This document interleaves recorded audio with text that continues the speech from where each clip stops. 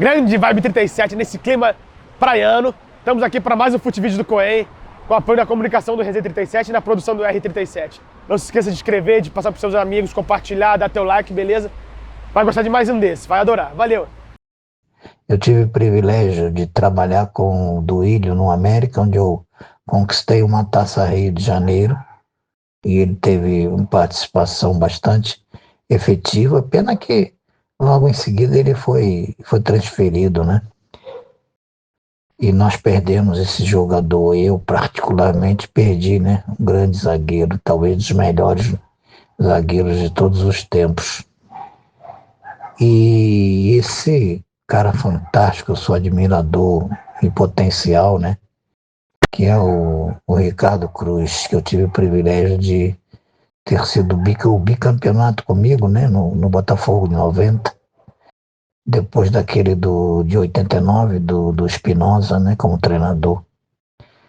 Então são duas figuras fantásticas em termos de categoria no gramado e, acima de tudo, altamente disciplinados, né, homens de bem, que constituíram famílias e que são exemplos, né, de comportamento ético, entendeu? Falar dos dois me causa muito prazer. E claro que quando um treinador entra em determinada área, né, você tem que usar de tudo, você tem que ter um estilo, acima de tudo, bastante paternal. E eu sempre tratei meus jogadores dessa forma, né? Tratando-os como se fossem meus filhos, né? Porque ali é uma sequência da família, e não é porque trata de como filho que você não chama atenção, não corrige, não disciplina, e muito pelo contrário, é dessa maneira mesmo que a gente faz, né? Como a gente gosta de corrigir nossos filhos, de educá-los para que sejam homens de bem. Ali no futebol, creio que a função de um treinador também é uma sequência. Evidentemente que os resultados equivalem, né, às vitórias, no caso, mas a cidadania, o respeito, isso tem sempre que prevalecer. Ok? Olá a todos, olá meu amigo Marcelo, tudo bem? O médico agora já me liberou depois do problema que eu tive, então pronto, pode convidar, estamos prontos para ir fazer a nossa live e falar com vocês sobre aquilo que nós gostamos, futebol e o América Futebol Clube. Um grande abraço a todos, fiquem com Deus. Resenha 37.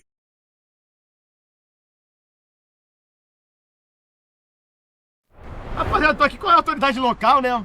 Reforço de peso aqui, o Mota. Mota Balboa, prazer a todos. Grande torcedor do América, com o grande amigo Marcelo Coen. Na missão de tirar um papo com essa fera aqui, Ricardo Cruz. Multicampeão. Pô, um prazer meu, Marcelo, estar aqui com vocês, com o Mota. Esse bate-papo aqui, descontraído. Será um prazer danado. Cara, a gente tá meio que numa confraria americana aqui, mas tô de olaria, né? E dá pra se falar de conexão com as coisas de time pequeno, origem, base e futebol de salão. Primeiro, qual seria a falta que o futebol de salão faz hoje em dia na formação profissional? Como isso impactou na sua? Além dessa coisa do time pequeno também, de promover jogadores. Sim, cara, vamos lá. Primeiro a parte o quanto é importante uma base, Faz não tá bom pra América, não, a gente recompõe. Uma base no futsal, uma série de fatores. Ali você desenvolve, ali já é um campo reduzido, que é muito usado nos treinamentos hoje do futebol profissional. Ali você pratica muito isso, drible curto, uma série de coisas. É um futebol que as crianças participam muito mais, sei lá, de 3 anos, 5 anos, 7 anos, em vez de estar num campo enorme, mesmo que você reduza, é um espaço mais propício para as crianças praticarem esporte, né? E uma excelente iniciação para o futebol, não tem a menor dúvida. E no caso dos goleiros, nem tanto, porque aí precisa de uma adaptação melhor, até o contrário, né? Vai desenvolver algumas coisas de velocidade de reação e tal, que eu acho que é legal, mas depois você parte por um campo enorme, com um gol enorme, com algumas outras particularidades, mas ainda assim vai ter um pequeno ganho também. Em relação vamos dizer, os clubes do Rio, principalmente, ou do Brasil inteiro, prefiro chamar de clubes de menor investimento, somente a grandeza do América. Na época que eu joguei, esses clubes de menor investimento forneceu muito mais jogadores para os times de maior investimento do que hoje. Tá? Hoje é um pouquinho mais difícil e tal, mas ainda continua. Ainda continua os times maiores, de maior investimento, buscar jogadores nesses clubes, aqueles que se destacam nos campeonatos, então são vistos, eles são requisitados. Eu acho que, não sei dizer por que motivo, pode discutir as ideias aqui, é que hoje em dia a gente, infelizmente, apesar de ainda brotar muito jogador de qualidade, é em menor quantidade do que antigamente.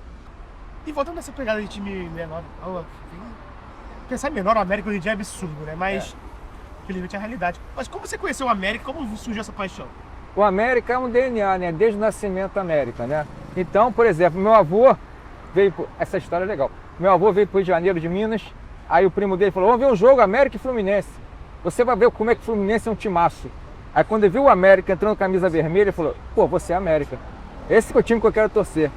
Aí a partir daí meu avô adotou o América como torcedor, meu avô de 14, então ele começou a torcer para o América em 31, quando o América foi campeão, mais ou menos. Aí passou para mim, aí meu avô casou tal, meu avô de Minas, aí casou com a minha avó também, aí já catequizou a minha avó para ser América. Aí teve minha mãe, e a minha mãe, meu avô sempre queria ter um filho homem. Aí nasceu minha mãe, aí ele falou, poxa, e não teve mais filhos, então minha mãe, você vai ser América também, minha mãe adotou a América também. Então minha mãe é como se fosse o filho dele que ele queria que fosse América. Ia para jogo tal e tudo. E ela conquistou os filhos. Eu e meu irmão somos América.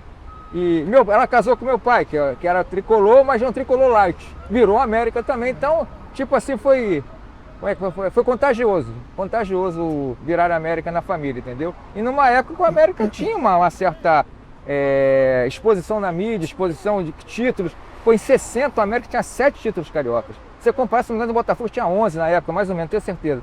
Então a América era pau a pau, entendeu? Aí começou com administrações estranhas, de fora para dentro também a federação, a parte política de fora para dentro também foi estranha. O América não soube nadar contra essa corrente e está nessa situação de hoje. É lamentável, né? E, cara, a gente ainda vai voltar muito no seu currículo absurdo no futebol. Mas já que a gente tá nesse tema de América, cara, você passa lá, sobe no time na Série A2, né? E joga em 95. Como é que foram essas duas experiências? Cara, foi legal, foi muito bom. Como você falou, eu tive uma passagem lá há aproximadamente 6 meses pelo América, como jogador, como goleiro, e depois voltei ao clube para trabalhar na comissão técnica. Eu iniciei lá como treinador de goleiro, até com o Ernesto Paulo, treinador, amigo, tinha sido meu treinador no Botafogo, no Fluminense, na base. Tem uma história também longa no futebol entre eu e ele. E aí ali passaram-se outros treinadores. Depois o Ernesto saiu, acho que veio o Gilson Nunes, o Ailton, veio o Artuzinho. E na saída do Artuzinho, o presidente pediu para eu assumir o time. E aí eu assumi e fui campeão da Série B, né? Gosto sempre de lembrar um trabalho muito bem feito pelo Artuzinho, que era o treinador, e pelo grande Edu, né? Que era o coordenador técnico. Enfim, eu peguei aquela situação e consegui dar sequência, no mesmo nível, a gente foi campeão da Série B. Aí depois fiz a Copa Rio, fiz o Carioca da Série A, e aí saí, consegui minha carreira já como auxiliar técnico e treinador. Que ali é meio que uma tua primeira experiência como técnico, né? Técnico. A minha, realmente, literalmente, a minha primeira experiência, e assim, na marra, porque quando me disseram que o presidente queria conversar comigo no dia seguinte, de manhã, da saída do Artuzinho, eu falei para a pessoa, só, por favor, não pede para ele não me pedir para assumir o time, que eu não tenho nada a ver e tal. Ele falou exatamente o que ele vai te pedir. Eu falei, putz, tá. Aí chegamos de manhã lá no estádio, 7 horas da manhã, a gente se encontrou lá. A primeira coisa que eu falei, presidente, por favor, só não me pede para assumir o time. Ele falou exatamente o que eu quero que você faça. Eu falei para ele, eu posso não ser a pior opção, mas a melhor eu sei que eu não sou. Não, os garotos gostam de você, vai dar certo, me ajuda, blá, blá, blá. Eu falei, tá bom, vamos embora. Aí é um absurdo assim, eu não entendi. Porque as pessoas dizem, tem perfil para ser treinador e tal. Eu falei, não, cara, eu joguei como goleiro. A minha ideia, enquanto eu jogava, era depois de parar de trabalhar no futebol, como treinador de goleiro, que é uma área que eu adoro e domino, ou na parte administrativa, supervisor, coordenador, essas coisas assim. E aí eu iniciei como treinador de goleiro e eu falava assim, não, cara, você tá maluco, eu joguei num lugar que a gente não podia errar, uma responsabilidade do cacete, a gente dá um negocinho assim errado, cair em cima da gente, eu vou ser treinador. Treinador, deu um problema, qualquer problema, tira o treinador, a culpa é dele, eu não quero isso pra mim. E aí depois eu tomei gosto inexplicavelmente eu tomei gosto e hoje, porra, eu adoro trabalhar como treinador. Adoro. Porra, nada é tão ruim que não possa piorar, né? Mas Porra, tu tira né? de qualquer maneira. Verdade. E, mano, cara, você lembra dessa época aí? Do Ricardo? É. Foi uma época que o América começou muito bem, fez um projeto muito bom, uma preparação muito boa, o Arthurzinho. Mas chegou uma hora que desandou alguma coisa lá dentro, que o América não estava sendo. Ele estava quase não se classificando. E tipo assim, então a torcida, ela foi toda, houve até a manifestação contrária ao Arthurzinho, entendeu? No trabalho dele. O trabalho não estava sendo ruim, mas os resultados não estavam aparecendo. E ele, na hora, precisava de um perfil mais agregador, que foi o Ricardo, que estava já dentro do clube, já sabia toda o organograma da coisa. Aí o Arthur saiu, entrou o Ricardo e juntou todo mundo, tipo, imbuídos num projeto de subida. E graças a Deus ele conseguiu fazer história no América. Pois é, que era um momento delicadíssimo, né? Muito. Porque o América começou muito bem, tinha um time muito bom, bem entrosado, tal. O Arthurzinho botou o time, fez um padrão de jogo, entendeu? E montou, fez o bolo, entendeu? No final, o Ricardo botou a cereja em cima do bolo e nós fomos classificados, entendeu? E é mérito para os dois, mérito para o Arthurzinho, pro Edu, que ele falou, que não falamos do Edu, grande amigo. Isso. Edu, pô, Edu grande parceiro, aliás, abraço, Edu. Edu, tamo junto. Porra, tamo junto demais. Entendeu? Então, eu coloco sempre duas coisas no América, né? O América tem três pilares, na minha opinião. Tem o ídolo, que é o Luizinho, tá? Tem o símbolo, que é o Alex. Oi, pessoal da Resenha 37. Aqui quem fala é o ex-zagueiro do América, Alex, que tive o privilégio de jogar 673 jogos, essa linda camisa, e ser capitão da equipe por 12 anos. Gostaria de agradecer a torcida do América por ainda se lembrar de mim, e um grande abraço a todos. Tá? E tem o craque, que é o Edu.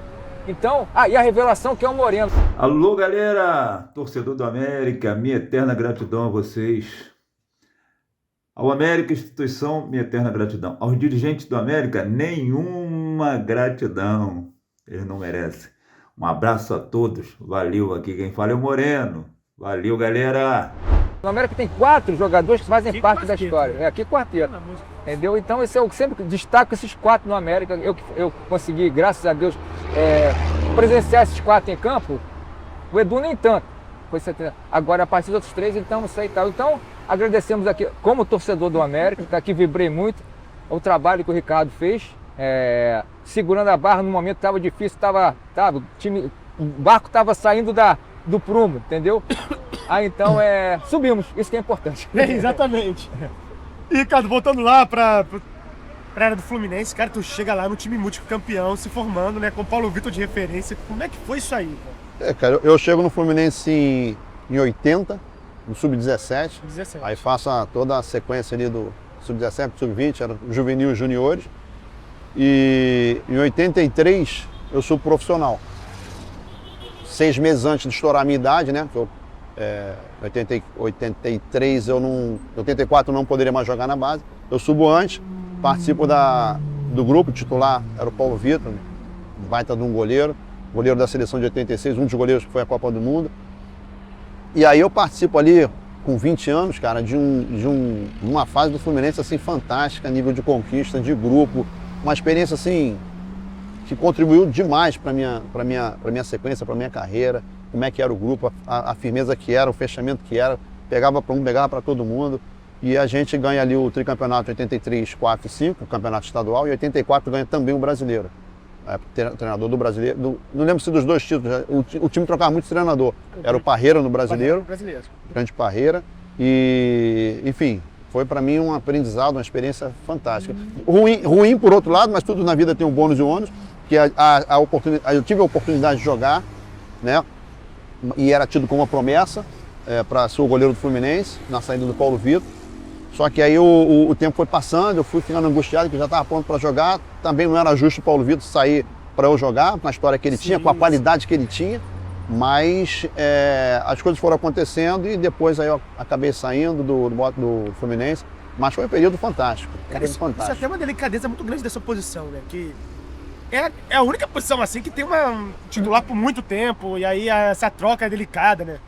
É, cara, porque assim, o cara que joga na linha, vamos dizer assim, ele pode, no mínimo, jogar em 2 ou 3 posições, ele pode ser adaptado, ele tem mais oportunidade. Ali não tem jeito, você só joga ali. Não tem, então, o cara tá bem, é um grande grupo, vai ter que esperar a sua vez e tal. Eu discutia muito nas minhas renovações de contrato ao longo desse tempo, que em determinado ponto eu pedia para os caras, pô, me empresta quando... Não, porque você vai ser o goleiro, calma, me empresta.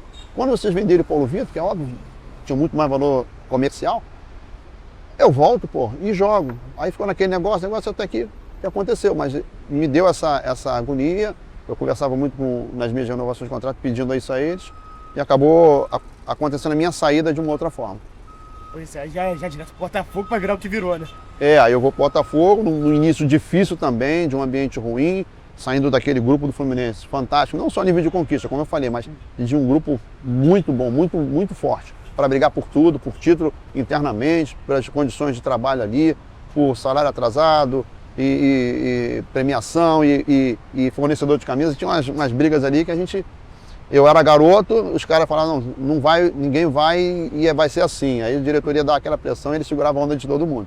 Aí fui pro Botafogo com um ambiente, não era legal. Pô, a fila ali pesando, né, cara? Pesado, não só por causa desse longo tempo sem o título, mas o próprio grupo, assim, era estranho, cara. Eu senti muito. A gente joga um brasileiro, né? Isso foi em 88, que eu fui pro Botafogo, no meio do ano, a gente jogou brasileiro. Fizemos uma campanha ruim, chegamos na última rodada para jogar com o Santos na Vila Belmiro, e os dois tinham risco de cair. Que loucura, hein? Foi aquele jogo morninho, porque quem perdesse caiu, o empate segurava os dois. E só para ter uma ideia da campanha que a gente fez em 88. E aí depois não, né? Aí a chegada do Espinosa, que foi uma peça importante, a mudança de alguns jogadores, a chegada de uns, a saída de alguns. E acho que o cabeça que foi ele de fazer aquele grupo, um grupo de verdade, que foi fundamental. Porque uma boa base veio de 88 para 89, eu e vários outros jogadores. Mas aí a psicologia do Espinosa, o conhecimento dele como treinador, conseguiu fechar aquele grupo aí, a gente ganhou 89 e fecha o jejum. Sim, não, era um cara que já tinha na bagagem o título mundial. Pô, já tinha eu tô falando, pô. Que isso aí. E outra figura importante ali era o Emil, né, cara?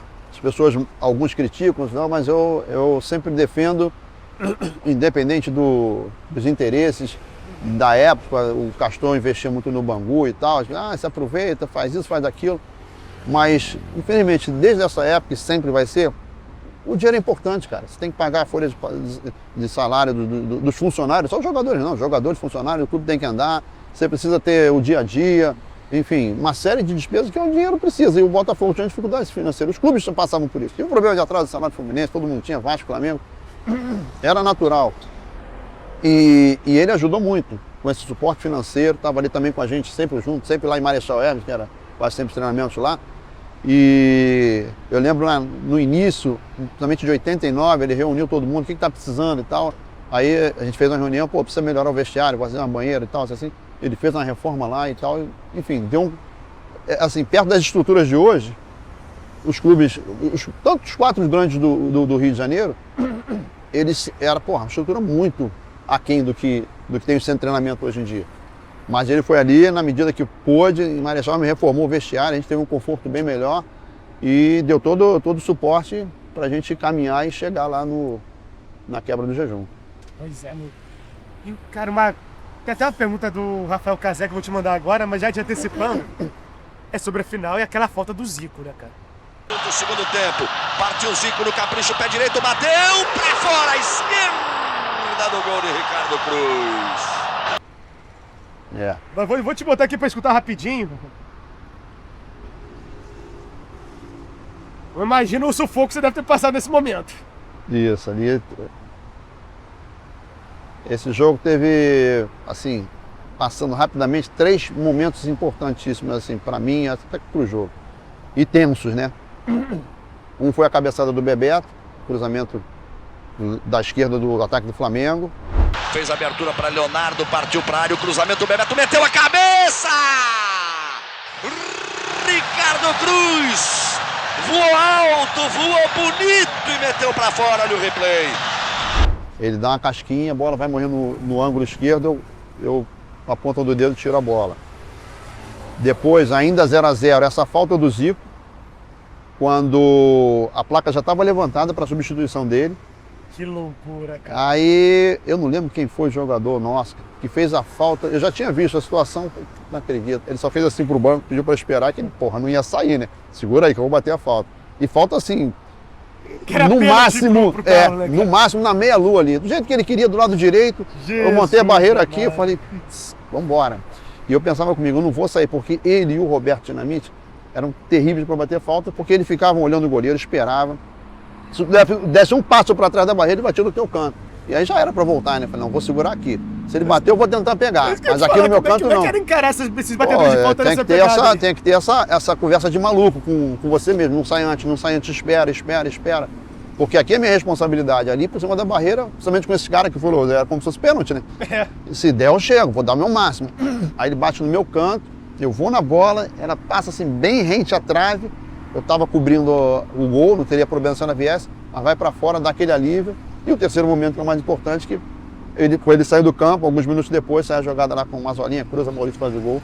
E aí é que sela o título. Já aquele alívio generalizado. Porra, quer dizer, alívio momentâneo, né? Aquela vibração e tal, mas espera aí, tem alguns minutos ainda para acabar o jogo. E a gente ali, né, segurando e tal, com a mesma atenção, a mesma concentração.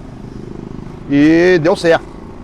A gente segurou o resultado até o final e ganhou de 1-0. Pois é, vamos pegar aqui o depoimento do Casé. O cara é o maior treinador que eu conheço de Botafogo, cara. O cara saca absolutamente tudo e tem uma gratidão por você incalculável. Que isso. Vamos lá. Fala, Ricardo, meu ídolo. Aqui Rafael Casé.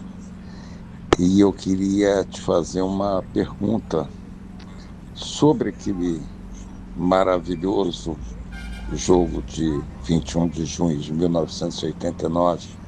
Um momento chave daquela partida, que é o Zico já estava pronto para ser substituído, né? Quando acontece uma falta na entrada da área, e a gente sabe que para o Galinho aquele tipo de falta era quase pênalti. Queria saber o que se pensou naquele momento ali, né? Como é que você estava concentrado naquele jogo, e quando aquela bola passa triscando a trave ali. Dá teu depoimento aí sobre isso. Grande abraço, meu amigo. Gratidão eterna. Dá pra falar que era uma certeza de título numa bola dessa não entrar. Realmente. Bom, um abração pro grande Casé aí. Mais ou menos eu até falei isso aqui agora, né? E repito. Lógico, de primeiro momento, porra, por que não saiu? O problema tá aí, vamos resolver. Então foi o que eu falei, vou esperar a batida, não vou sair antes. Quer dizer, até se eu tivesse saído antes, ele teria batido para fora, mas, enfim, foi um momento tenso, né, para todo mundo, eu imagino para os torcedores, né, naquele momento, o quanto estavam ansiosos.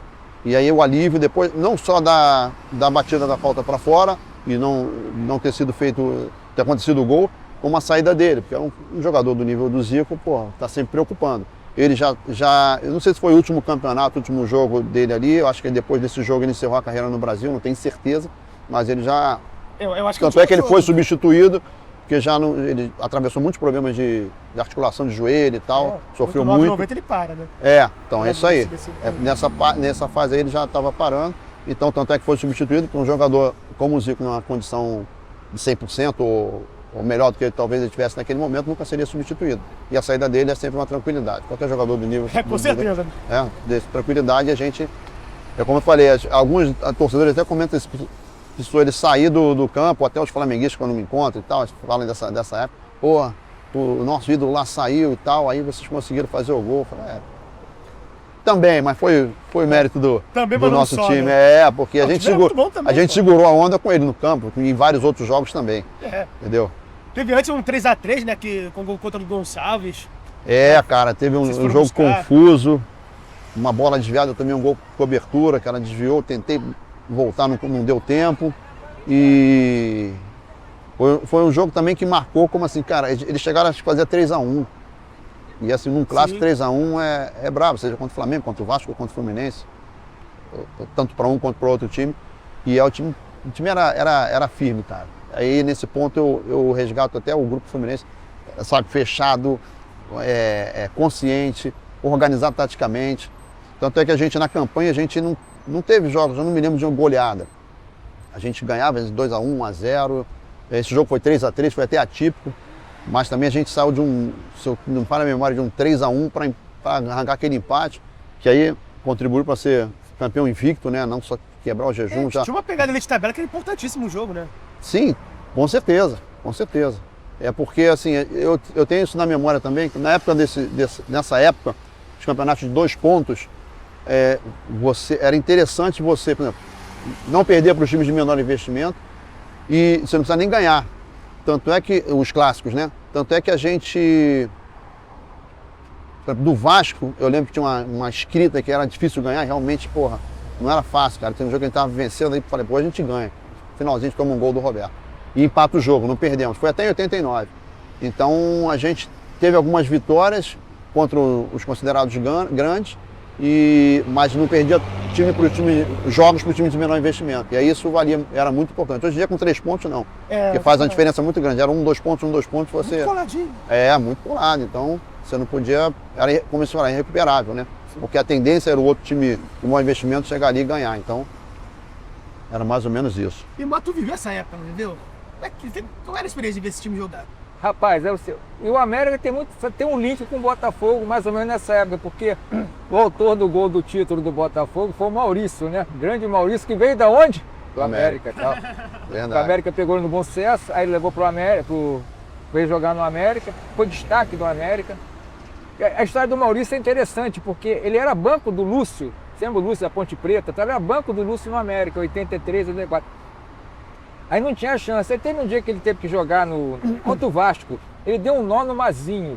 Cara, ele deu um nó no Mazinho. Aí ganhou a posição. Aí o Maurício foi destaque no América, entendeu? Em 86, que o América foi terceiro lugar do brasileiro, ele já tinha saído do América. Se ainda estivesse no América ainda, o América realmente poderia ter chegado até o título. Aí foi pro Botafogo. E calhou do Maurício fazer o gol do título, né? E o Botafogo tem uma curiosidade, né? Tem sempre o número 7, né, na história, né? Até ele tem 7 letras no nome, Ricardo. Então pronto. Então o 7 é uma coisa importante no Botafogo. Aí depois o Emil Pinheiro foi pro América.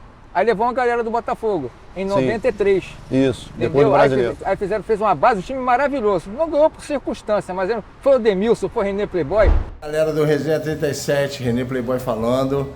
Recebi um convite para poder participar aí com vocês, mas infelizmente as agendas não coincidiram. Mas aqui, ó, estou na disponibilidade, que eu estou sabendo que o programa é top. Aí com o Marcelo, tamo junto. Beijo, até a próxima oportunidade. Foi o Djair. Piquete, isso, exatamente. Foi um time, poxa, bem legal. Mas o contingência acabou não ganhando. Então o Botafogo tem muita coisa a ver com a América. Então o Botafogo é um time simpático. Eu gosto do Botafogo também. Entendeu? Eu só gosto, entendeu? No futebol, a gente, por exemplo, só a América, do time, a gente simpatiza com os jogadores, entendeu? Tipo assim, por exemplo, o Vasco hoje, eu tô simpático ao Piquete. Na época do Vasco, eu era simpático ao Bebeto. Entendeu? A gente sempre tem uma simpatia pelo jogador do outro clube, um respeito e tal. Mas pela instituição, a América até morrer. Não, com certeza, quando é pra sempre, não tem conversa. Não tem jeito, é desde DNA, desde o nascimento da América, então não tem jeito, entendeu? É uma tatuagem indelével. Agora, pensando em bagunça dessa época, fala. Acho que vale lembrar aquele campeonato de 90 lá, que eles ganham o STJD e tudo mais, né? Cara. Volta tipo um caravela de papelão do Vasco. Uma das coisas que contribui até para ser pouco lembrado desse bicampeonato. Normalmente a sequência sempre é mais importante, foi campeão, bicampeão, tricampeão, né? Aí, primeiro que foi a importância do título de 89, que foi a quebra do jejum. Né? Então isso marcou muito. E depois que a gente foi campeão no campo, teve aquela confusão de regulamento, que também era característico da época, aquelas brigas de tribunais. Então a gente foi campeão e ficou naquele negócio, não, vai continuar, tem prorrogação, não tem, sai do campo. A ordem do Emil do Botafogo era sair, acabou o jogo, a arbitragem também entendeu isso. O Vasco ficou, deu a volta com a caravela, pegou o pessoal da geral e tal, comemorou. Com aquele negócio sem salva, é tipo o VAR hoje. O cara faz gol, peraí, não grita gol. Então o cara grita gol, e aí tem que esperar. Ontem mesmo na seleção aconteceu isso aí, daqui a pouco, não, tá impedindo, tá. Não tá não. Aí, gol, pô, fica um Você negócio... não falar do Palmeiras Chapecoense, que meu Deus do Pô, céu. né? Aí, aquele negócio, a gente foi... A gente foi declarado campeão em casa, pô. Dando treino, não me lembro o dia que a gente tomou conhecimento. Passou, ficou aquela briga no tribunal. Não, o campeão foi Botafogo, não tinha que fazer mais nada. Ele ganhou o jogo, empatou o jogo, não lembro nem o resultado, mas foi o campeão. Aí fica uma coisa sem graça, entendeu? Não tem aquela conquista do título, aquela comemoração, aí, a torcida que, porra, não sei se faria o que fez em 89, tomou conta ali do entorno do Maracanã, porra, Brasil, todos os torcedores, né, foram para as ruas comemorar. Então ficou um pouco apagado em função dessas coisas. O torcedor tem ficado em dúvida, né? Porra, com os detalhes de regulamento, vai que isso aqui muda, que não sei o quê. Pô, tem uma outra história. Confuso. Tem uma outra história que aí eu vivi com meu irmão, cara. Eu já estava no Botafogo e ele permaneceu no Fluminense. A gente chegou até junto no Fluminense, chegou junto, eu saí e ele continuou. Uma questão de regulamento também. 89, eu acho. Tinha a Copa União, que era o Campeonato Brasileiro, quando começou a introduzir mais pontos nos jogos, né? Então quem ganhava o jogo direto ganhava 3 pontos. Se empatasse ia para os pênaltis. Se você ganhasse nos pênaltis, você ganhava só 2 pontos. Mas na primeira rodada ficou aquela dúvida, vai ser assim, não vai? Os responsáveis pelo Fluminense e pelo Botafogo disseram, não tem isso não, acabou o jogo empatado. Rolou na justiça, não. Os outros jogos que acabaram empatados, cobraram pênalti. Enfim, o que faz? Volta os 2 times no Maracanã, uma quarta-feira, se eu não me engano, no dia de semana, abriu o Maracanã pra gente cobrar só os pênaltis. Aí quem que tava do outro lado, meu irmão? E aí a gente empata nos 5 pênaltis, empata. Aí vai pro 1 contra 1, a gente batia primeiro. Não lembro quem bateu do Botafogo, perdeu. Aí quem vem para bater o outro pênalti, ele. Eu e ele. Ele extremamente nervoso, eu lembro na hora que ele parou, ajeitou a bola. E aí ele bateu no meu canto direito, alto no ângulo, e fez o gol. Mas foi uma situação, o pessoal até tem uma matéria aí do Baú do Esporte, que conta tudo, aí mostra a mim, mostra a minha família. Minha irmã fez uma camisa para minha mãe, com metade Fluminense, metade Botafogo, porque porra, os 2 filhos se enfrentando, né? E aí ele jogou na partida, então tinha que ser a mesma súmula de que foi o jogo para cobrança de pênalti. E aí ele bateu esse último pênalti e fez o gol. E tu deve ter também várias bizarrices com o América envolvendo regulamento. Rapaz, regulamento nunca... É histórico isso. O único regulamento, entre aspas, que ajudou não, priorizou a América foi o campeão dos campeões, 82. Porque o América, ele não estava na lista dos times que iam jogar o campeonato campeão dos campeões 82, tá? Aí o Flamengo desistiu, porque o Flamengo sempre dando aquela de sofredor.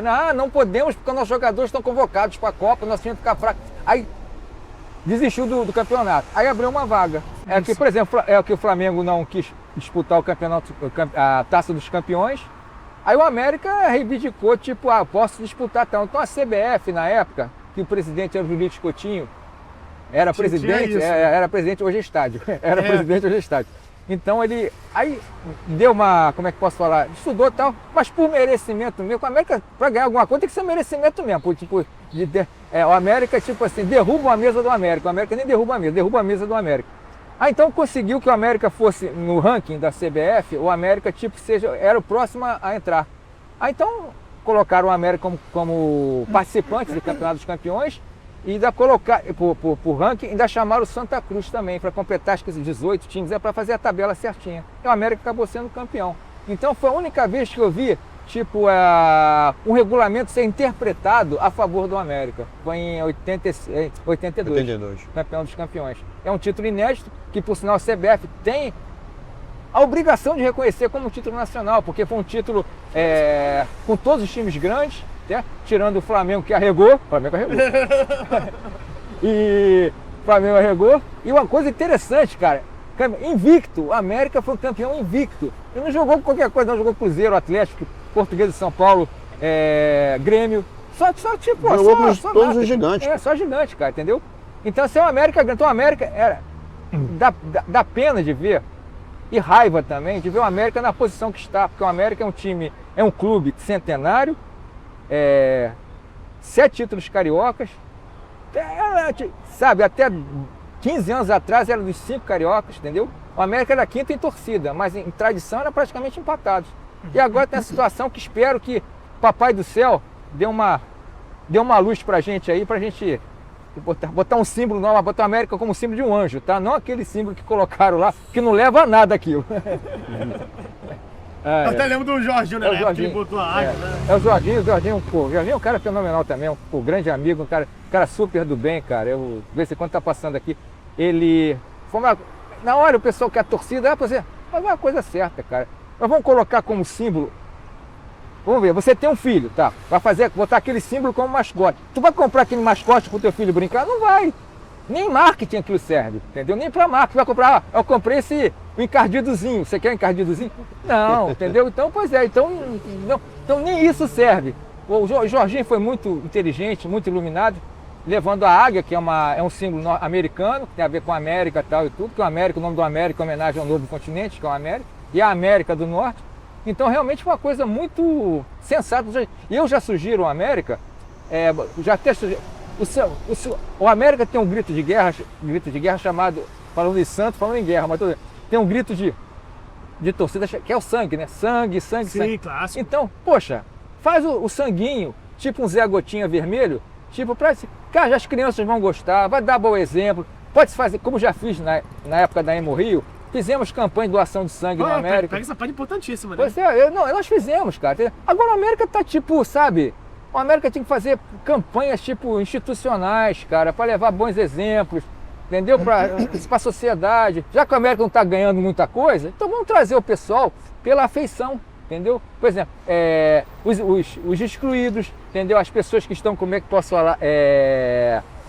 Vamos ver, as pessoas com algum tipo de síndrome, um síndrome de Down, um síndrome do autismo, entendeu? Trazer esse pessoal para o América, entendeu? Fazer visitas a hospitais, fazer visitas em instituições de caridade, porque isso agrega. E vai levando o nome América, agregando a América ao bem, levando a América ao bem, as coisas boas. Isso só vai trazer coisa boa. Não é o encardidozinho que vai trazer coisa boa, não. Realmente. E agora falando para 9-2, cara, o time era espetacular. Fez uma campanha assim... 92 foi assim, até a nível de comparação dos times, as duas finais em relação a 89 e 92 foi contra o Flamengo. Sim. O Flamengo tinha um timaço em 89, né? E a gente tinha um time que não tinha o mesmo nome, os jogadores não tinham o mesmo nome, apesar de que a gente tinha um Gotardo, Mauro Galvão, o Luizinho, Paulinho Criciúma, Maurício, enfim. Jogadores pra cacete. Os caras, o time do Flamengo, a defesa era a da seleção, era o Leonardo e o Jorginho, os laterais. Aldair e o Zé Carlos II. Então, praticamente entendeu? Aí tinha o Zico, tinha a molecada ali chegando, eu não lembro exatamente, o Ailton, Zinho, esses caras, E a gente foi lá e ganhou. Em 92, a gente classificou para a fase seguinte, para as finais do campeonato, com 2 rodadas de antecipação, sobrando. O time estava, encaixado. Foi até a nível de atuação pessoal minha, foi onde eu mais trabalhei, mais até do que 89. Campeonato mais longo e tal. E a maioria dos adversários são mais fortes nos brasileiros.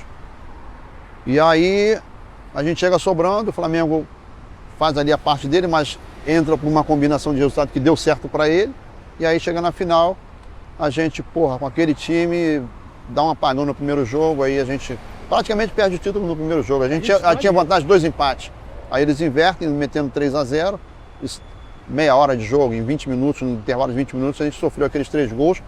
E antes eu já tinha percebido, já tinha tentado falar com o Carlos Alberto Santos. Quando eu consegui, ele falou, estou tentando ajeitar, porque nosso lado direito estava muito vulnerável, entendeu? E o Piá estava subindo ali com rolou ali. Esse jogo aí talvez tenha sido o melhor da vida dele.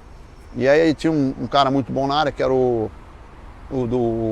falecido Gaúcho, tanto para finalizar de cabeça, tinha o cara que comandava tudo, que era o Júnior, falta lateral, falta frontal, escanteio, batia tudo, precisão do cacete, um cara forte na área, enfim. Paulo Nunes subindo, né? Um timaço. Exatamente, Paulo Nunes tinha um time bom, que não fez uma boa campanha, mas a gente conseguiu chegar na final e aí conseguiu reverter praticamente ali.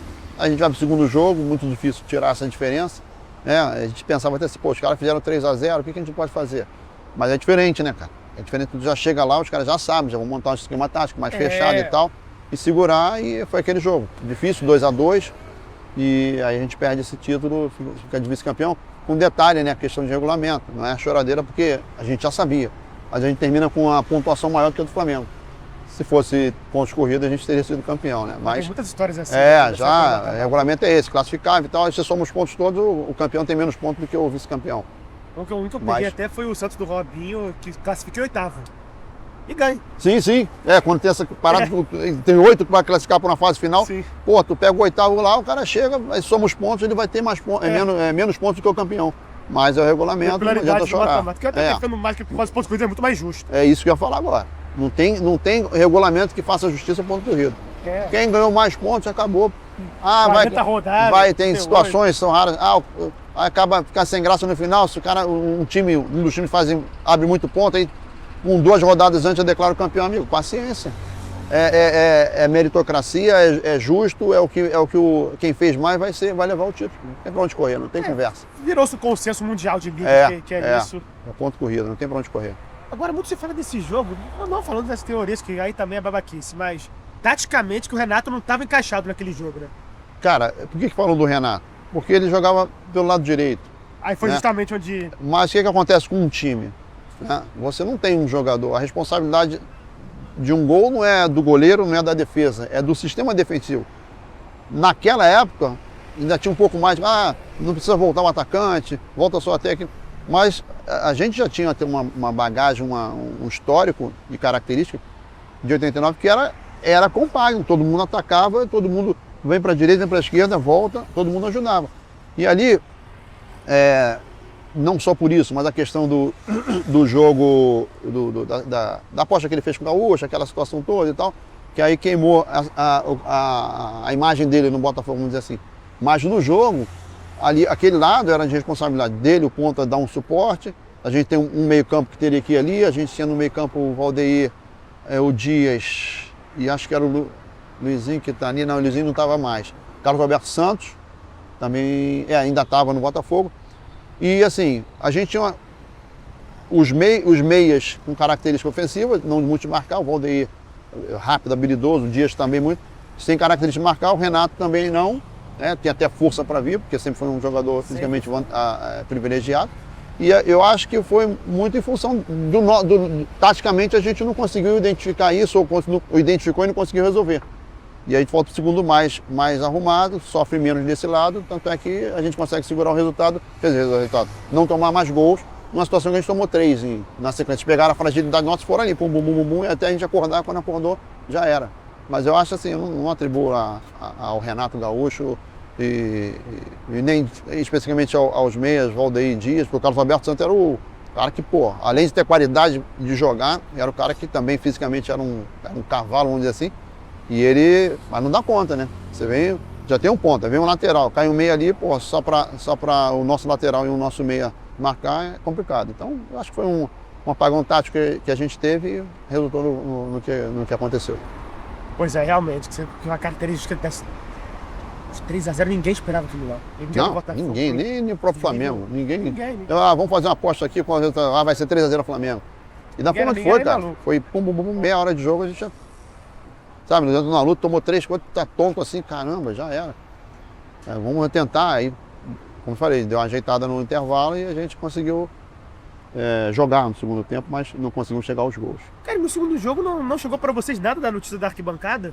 Cara, pra alguns que eu encontro hoje, né, falam, não, fiquei sabendo e tal.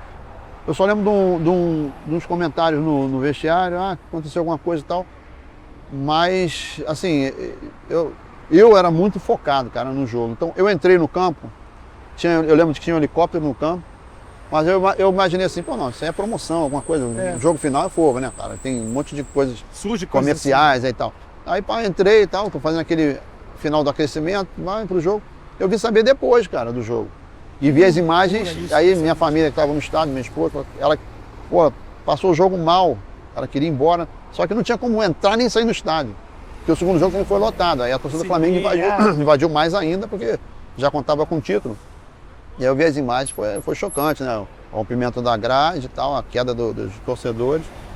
Foi um negócio... Mas eu particularmente, não fiquei sabendo o que tinha acontecido algo, mas aquilo passou na minha cabeça, foi pro jogo.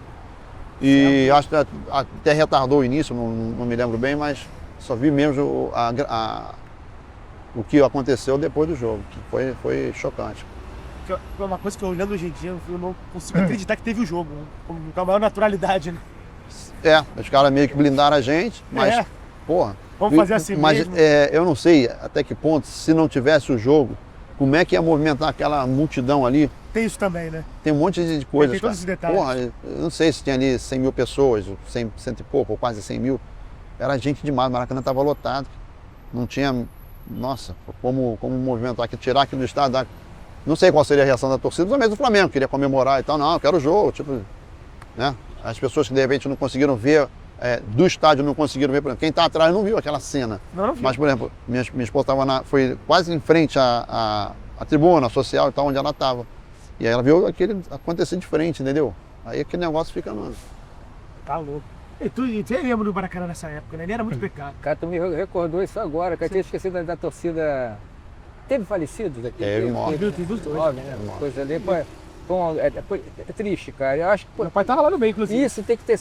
É uma coisa que você falou, uma coisa interessante. Isso tem que ter sempre lembrado. Tem que ter até um memorial no Maracanã a respeito desses torcedores, que acho que esqueceram disso, entre aspas. Sim. É um memorial, cara. Isso por exemplo, o Museu da Pelada, a Resenha 37, nós resgatamos a memória. Porque quando nós lembramos das pessoas, as pessoas não morrem. Imaginem essas que foram um dia feliz, torcer para o clube de coração e não voltaram para casa, ainda levaram tristeza, sem querer, claro, para os familiares. Sim, cara. sem Então, dúvida. eu acho que ali deveria ter um monumento, um memorial. Nem que seja uma placa, qualquer coisa, mas tinha que ter. O pessoal que está chegando agora falou, poxa, aqui foram 9, né? 9 torcedores?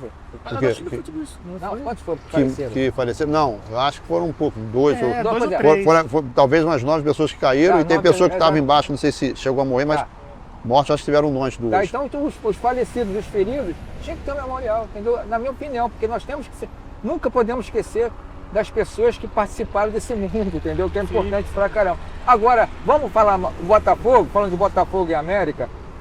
Depois você me dá uma palhinha a respeito aquele negócio do churrasco do Renato com o Jair. Tem um negócio de churrasco com o Renato e o Jair, depois do jogo. Da final de 92, Renato com Gaúcho. Gaúcho, tá. Eu falo sobre isso. Depois eu falo. O que eu penso, inclusive. Agora eu vou falar a parte do América e Botafogo. Eu falei que eu tenho simpatia do Botafogo, claro. Agora, em 2006, cara, aquela final da Taça Guanabara, América e Botafogo. O América já tinha ganhado o Botafogo tranquilamente por 2-0 antes, na parte de classificação. Aí foi para a final, tá? A América foi 1-0 no Botafogo, gol do Robert. Aí o segundo tempo, cara, aconteceu 4 infelicidades, 4. O nosso goleiro no primeiro gol, nosso goleiro no segundo gol, nosso goleiro no terceiro gol do Botafogo.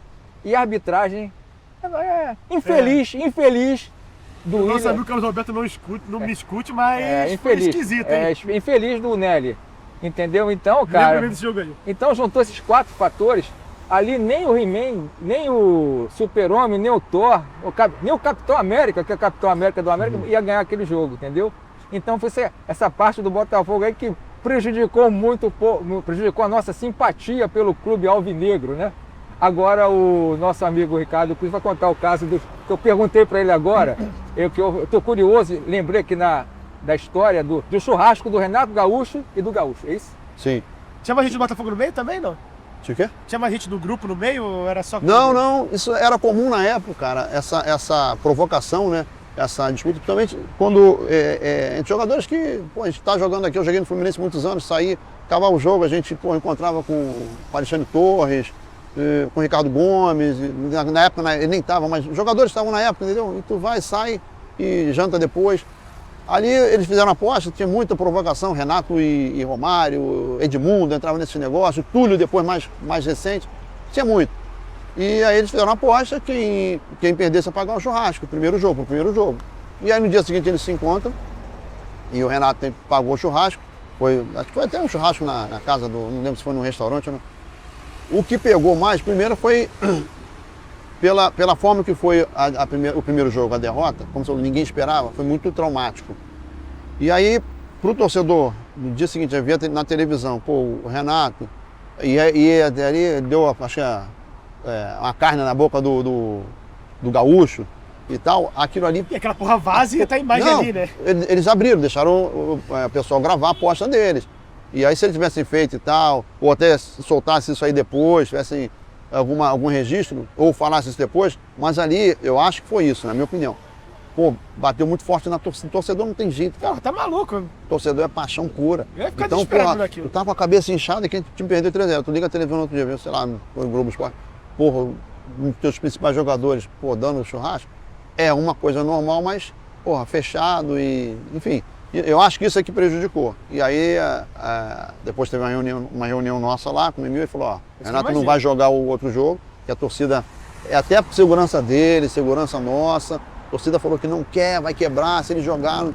E aí entra também um pouco que ele já tinha jogado no Flamengo. Aí, pô, não, ele entregou o jogo. No Flamengo. Isso aí, E aí leva até para esse lado que aí acha já absurdo, né? Não, porque ele facilitou, ele não tinha interesse. Ele é flamenguista, não tem nada a ver isso aí. Principalmente pelo caráter, Renato. A gente tá vendo a carreira dele aí. As coisas que eu convivi com ele no Botafogo e eu vi um pouco disso. Passagem dele pelo Fluminense, tudo como jogador, como treinador, é um cara que, porra, o Fluminense acho que deu até a casa para alguém lá que trabalha na estrutura, lá nos bastidores, ajuda. Porra, o cara é fantástico, cara, de caráter, e nunca precisou de nada para entregar jogo por dinheiro, e mesmo porque jogou num time ou no outro, pô, jamais, isso aí é impossível. Então o que aconteceu foi isso. Eu acho que o único erro que eles cometeram foi deixar vazar, principalmente no caso lá do Renato, com a torcida que estava sofrendo aquela brincadeira, eles rindo e tal. Entendeu? Que não queria dizer nada, no outro jogo ele ia entrar, ia se empenhar, ia jogar normalmente. Mas aí o Emil comunicou isso pra gente, não, tranquilo. Aí ele ficou afastado e não participou do segundo jogo por uma questão até de segurança. A torcida não queria mesmo. Foi em cima do Emil e fizeram pressão para ele não jogar. Agora de final que vocês ganharam, aquela de Fluminense é absurda contra o Vasco, né? Do Vasco do Edu, o Vasco bom pra cacete. Do brasileiro de 84. De 84, o brasileiro, foi contra o Vasco, gol do Romerito. Sim, porra, aquilo ali, o Vasco tinha um timaço, cara. Imagina a pressão no segundo jogo, né? Se de manter o resultado, o time deles fazia muito gol. Sim, sim. A gente tinha um time também, na época eu já estava com o Romerito, então, porra, só também jogador experiente, rodado e já com a experiência do título, já tinha ganhado o Carioca, eu acho que o Carioca era no primeiro semestre e o Brasileiro no segundo. Pô, tinha ali o Delay no meio, um cara, porra, craque de bola, cerebral. Aí tinha Assis Washington, tinha o Romerito, pô, tinha uma zaga ali, eu não lembro se jogava o Duílio ou era o Ricardo Gomes, Duílio, o Vica, 3 zagueiros, pô, tu tinha já eu não lembro dessa época, já era o Branco, mas a gente sobrava de lateral esquerdo, Renato Martins, Eduardo e Branco, o Aldo na lateral direita, o cara que demorou um pouquinho, mas firmou, porra, jogava demais. No ataque, Tato, ponta esquerda, aí o Tato saía, entrava Paulinho. Nossa. Porra, o Tato era habilidoso e forte, Paulinho era levinho. Porra, toda hora sofria pênalti desde da base que eu joguei com ele. Tava às vezes no sufoco aquele jogo, ele dava aquele tapa, nem ia alcançar mais a bola. O cara esperava o cara dar o bote, quando dá o bote ele tapa dentro da área, pênalti. A gente ia lá, conseguiu o nosso golzinho. E pô, os caras do meio ali, Leomir, Jandir, o René Weber. Porra, o time era bom demais, cara. O time era muito bom. E aí enfrentou um grande time, mas... Casal 20. Então, falei, Assis Washington, casal 20, tá eternizado lá, tem o busto dos dois lá. Os caras ali, pô, brincavam de meter gol, né? Eles foram o carrasco do Flamengo por aquele período, né? Também tinha o Assis fazendo os gols aí nas finais. Interessante, são muito saudosos já, né, rapaz? Muito saudosos. Sim, sim. Pô, o Tato foi agora, cara. Tato partiu agora, pô, Tato, Assis, o Washington, o René Weber na pandemia, o Assis Washington, o Washington faleceu. Quando passou alguns meses, o Assis foi em seguida. Trabalhava até era embaixador do Fluminense, estava sempre lá em Xerém, o Assis. O Washington não, o Washington já morava nem no Rio. Mas são ídolos, os caras que estão na história, né? São ídolos. Nós temos que lembrar esse pessoal. Não podemos deixar ninguém esquecer. Eles fizeram a alegria de muitas pessoas. Pô, tá doido, cara. E tipo, honestamente, né? É honesto com honestidade.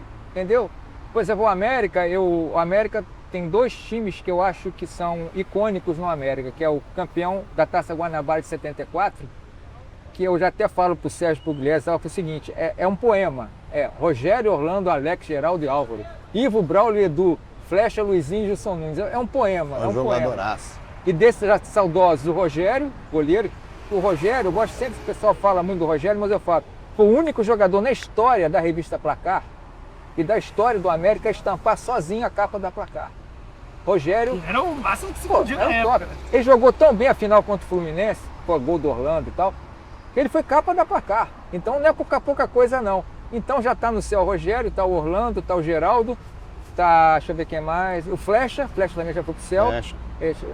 Se eu me lembrar de outro aqui, não, acho que já está só isso, a galera outra não.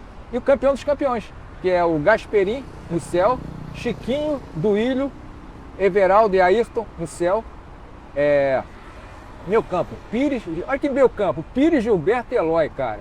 Na época a América era tão top, pegou o Gilberto do Fluminense. O Gilberto tinha sido campeão do Fluminense em 80, e o América trouxe o Gilberto do Fluminense. Os times do Brasil querendo comprar o Gilberto? Não, vou pro América. E o Eloy tinha sido eleito o melhor jogador no torneio que o Santos jogou na Europa, foi o melhor jogador. Veio pro América. E o ataque, Serginho, Luizinho só entrou no Taça Rio. Ataque era Serginho, Moreno e o saudoso Gilson Gento também, que é a base do Fluminense. O Gilson era maravilhoso, entendeu? Então a gente não pode esquecer dessa galera. Não jamais. Nosso papel é lembrar sempre, até porque era uma época absurda. Então nós temos sempre que lembrar as pessoas, os atletas, os jogadores, os funcionários, todos que passaram pelo futebol, para nós criarmos, que o futebol só é isso com história. Se não tivesse história, a gente não estava falando sobre futebol aqui agora, entendeu? Estava falando sobre beisebol, entendeu? Então nós temos sempre que lembrar os saudosos do América, os saudosos do Botafogo, os dirigentes que colaboraram com tudo isso também. Tem muitos dirigentes, por exemplo, o Emil Pinheiro. O cara maconha. Claro, o Julito Coutinho no América. Poxa, são pessoas que, o saudoso, que para mim foi o melhor presidente do América, que foi o Lúcio Lacombe, que montou o time campeão dos campeões. Sem contar com o Wilson Freire Carvalhal também, que em 74 ele fez uma, espetacular. São presidentes que nos fizeram orgulhar do nosso clube, entendeu? Botafogo tem o Rivadavia Correia Média também, né? O Rivadavia Correia Média, não sei se pegou. Sim. Era um cara que fez tudo pelo Botafogo. Se não deram certo, mas tinha paixão pelo clube, isso que é importante, entendeu? Atualmente é tudo SAF, ninguém tem um amor pelo clube, entendeu? Se o clube perder, eles vão pensar, poxa, nós perdemos R$20, mas não perdemos a sensação. Por exemplo, vou falar uma coisa agora. O América, que eu sempre bato nessa mesma tecla, o América perdeu a sede deles, foi destruída, está em Boglio. Aquilo ali é brincadeira. Campos Salles, que chegou a ser a sede mais moderna da América Latina, quando foi inaugurada. Veio, na época, o presidente Figueiredo, a dona Dulce Figueiredo. A dona Dulce Figueiredo era torcedora do América. Aí fez tudo bem, tal. Aconteceu, a sede ficou deteriorada, houve reformas, mas, resumindo, hoje é um terreno baldio na Tijuca, numa área altamente valorizada. Estão esperando justiça tal, para ver se pode construir o shopping, tudo bem, estão tentando. Agora, uma coisa que eu não perdoo é os troféus do América terem sido escondidos, guardados. O América, a torcida, não pode ver os troféus do América, não consegue ver os troféus do América, sabe há quanto tempo? Há mais de 10 anos, desde quando a sede foi destruída, demolida. Então, é um clube absurdo, né? Eu quero saber algum clube do mundo, que evita, que não dá condição dos torcedores simpatizantes ver os troféus. Porque os troféus não são uma taça. Ali tem sangue, tem suor, tem lágrimas, tem luta, entendeu? E tem amor, principalmente. Então esses troféus têm que ser resgatados, não tem que ficar guardado. Troféu não é para ficar guardado. Então não seria troféu, entendeu? Todo mundo luta para ganhar um troféu. A América ganha os troféus históricos. Então onde é que estão? Então eu faço um apelo, mais de uma vez, estou falando isso há 10 anos. Administração do América, tragam os troféus de volta. Ah, não tem lugar para botar? Arrume. Vai para Cidade das Artes, vai para a Prefeitura, vai para Museu da Cidade. Não tem problema. Não é possível não ter um lugar ali jurídico que possa. Aí fica, não interessa, arrumem o local, arrumem. Porque é obrigação, qualquer administração de um clube tem que chegar e falar assim, olha, o local do troféu é aqui. Por exemplo, o troféu que o Ricardo ganhou no América. Onde é que está? A minha família já deu 2 troféus para o América. Campeão da maior número de pontos em 2006, que tem o nome do troféu do meu avô, que é o nome do meu avô. Maior número de pontos, né? E o troféu da maior número de pontos da Taça Guanabara 2006 também, que tem o nome do meu tio. Então, nós doamos, com a aval da diretoria da época e tudo. Então, meus amigos, por favor, tá? Pela torcida do América, tá? Que agregue novos torcedores, Como é que você vai agregar um novo torcedor se nós não temos um passado para mostrar fisicamente? O América hoje é um time de YouTube, tá? Nossa, a torcida do América só vibra vendo coisas antigas do YouTube. Então esse é um apelo que eu faço à administração do América, que retorne à vista da torcida, à vista da imprensa, à vista de todos, os troféus históricos do América. Porra, pelo amor de Deus, né? Isso aí, acho que não tem como chegar mais longe que isso. Na esculhambação histórica. Assumir com a tua história. Exatamente. Pô, cara, não deve ser uma coisa difícil. O mais absurdo é isso. Eu não sabia dessa situação. Porque o América, imagino que nesse período, pelo menos algum tempo, estava atendendo os torcedores, os sócios do clube, num clube na Tijuca, não sei se é no Tijuca e tal, né? Fez um convênio lá. Bom, não é possível não ter. Municipal. No municipal, né? Não tem um espaço, bom, ali no clube, tem uma parceria, tem um espaço aqui para colocar. Ou no estádio, bem ficar longe. Deu vários exemplos de locais públicos de prefeitura, pô, tu consegue, pô. Assim, o Botafogo conseguiu o Caio Martins lá durante anos. Quando chega no prefeito, precisa de um espaço em algum lugar. Maracanã não dá porque agora é privado, mas em alguma área do esporte, pô, aqui é o local do América. O torcedor que quiser, ele vai lá, tem acesso e pronto, pô. Isso é a história do clube, cara. E há mais de de 10 realmente... anos. Isso é mais de... E pior que não tem um projeto de, tipo, vai ser daqui a 3 anos. Não. Será que vão esperar construir uma nova sede? Então, para daqui a 50 anos, cara, entendeu? Então, cara, eu fico triste porque vários torcedores do América já estão indo embora lá pro andar de cima, não está renovando, né? Então, essas pessoas suaram, não tem coisa. Os familiares dele, pô, titio torceu pro América, meu pai torceu pro América. Onde é que estão os uniformes, os troféus do América? Não tem. Não tem uma história física para mostrar para eles. Exatamente, palpável, não tem, entendeu? Então isso é o apelo que eu faço. A administração do América de hoje, se a de hoje não conseguir, fala, ó, não consegui, vou tentar passar para outra. Mas, cara, queremos só uma satisfação. Uma satisfação, e não é difícil. É como eu falo aqui, eu moro aqui na Barra aqui e tal, as árvores aqui não podam as árvores. É uma coisa simples para podar as árvores. Mostrar os troféus também é uma coisa simples. O que precisa fazer? Arregaçar a mão e ter bom senso. Só isso. Sim. E Ricardo, essa aqui é do meu grande parceiro de canal. O time que ele tem a maior rivalidade é o Vasco.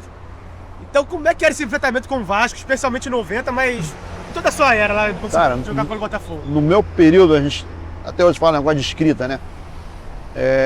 Que eu me lembro, eu venci um jogo contra o Vasco, foi a final de 90, que a gente foi campeão. Sim.